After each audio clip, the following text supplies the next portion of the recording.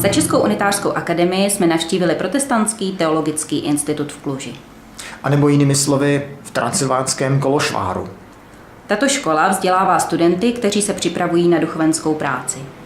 A to současně ve 4 protestantských církvích, mezi nimi i v unitářské. Historie Protestantského teologického institutu v Kluži se píše od roku 1948 a od počátku se tu učilo více jazyky.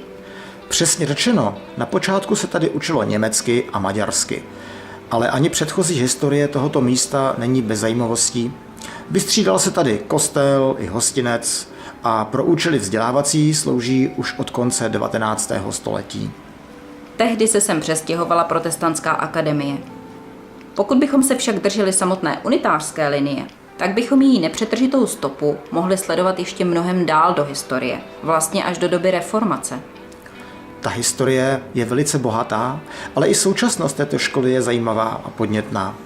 Dejme teď slovo děkanovi teologické fakulty Rezi Elékovi. Welcome in our Protestant Theological Institute, particularly in Unitarian faculty.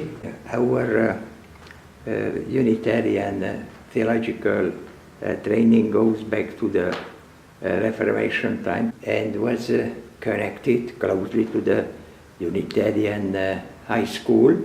In the middle half of the 19th century became independent, the minister's training, and after the Second World War, under the communist regime, was forced a common Protestant Theological Institute by the communist regime. After the 89, after the so-called revolution, it was possible for every church to start again independent training, but the churches decided, and the Senate, the main council of the institute, they decided to continue this common institute. We have very good relationship and the spirit in this institute is we have a very real ecumenical spirit between the student and between the professors. Po rozlehlých prostorách nás provedl doktor Boton Kopándy. Boty tady působí jako jeden z unitářských profesorů. Učí mimo jiné praktickou teologii. There is the famous picture of David Ferenc. I was telling that the Unitarians like to use classroom number 3. So our colleagues are always joking, how's that? You still like number 3, don't you? Viděli jsme kanceláře vyučujících, studovny i ubytovací prostory, protože studenti tady mohou i bydlet. Mají k dispozici taky vlastní menzu i krásně vybavené prostorné kuchyňky pro možnost vlastního vaření. Prostory institutu jsou velkorysé a harmonicky se v nich snoubí atmosféra historické budovy s moderními úpravami odpovídajícími standardům 21. století. Původní duch se zde ale nestrácí, naopak moderními prvky je krásně podtrhován. Tento vzdělávací komplex se vlastně nachází v samém centru města a přece nabízí pocit zázemí, soukromí. Tak nějak si můžeme představit ideální teologický seminář. A je to poměrně velká instituce. Učí tady 15 profesorů a žáků je okolo 150. Z toho unitářských profesorů je 5 a žáků je kolem 30.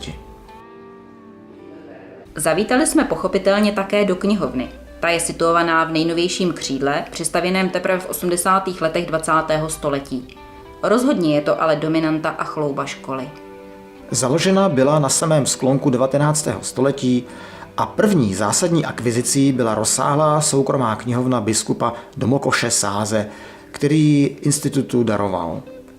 Ostatně formou darů se do zdejší knihovny dostala většina dnešního fondu a že obsahuje opravdové poklady. Zejména zraněnovověké produkce holandských tiskáren, a to včetně prvotisků.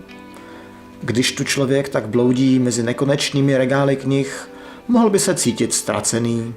Ale jen do chvíle, kdy se naopak probudí povědomím o té spoustě vědomostí, které jsou tady uloženy. Tahle knihovna obsahuje sbírku více než 100 000 svazků a de facto patří k nejvýznamnějším regionálním knihovnám v zemi. Tohle místo má opravdu hodně bohatou historii. Ale nejen historii. Ani dnes rozhodně neustrnulo a pokračuje v rozvoji. Nedávno se například podařila velmi zásadní věc. Totiž získat akreditaci pro doktorský studijní program ke stávajícímu bakalářskému a magisterskému. A nakonec právě při pohledu z hlubší historické perspektivy zřetelněji vynikne, jak to tedy kypí životem a dobrou energií. Tak institutu přejme, aby to tak šlo i dál a aby i do budoucna byl příjemnou oázou v centru města a majákem duchovního vzdělávání.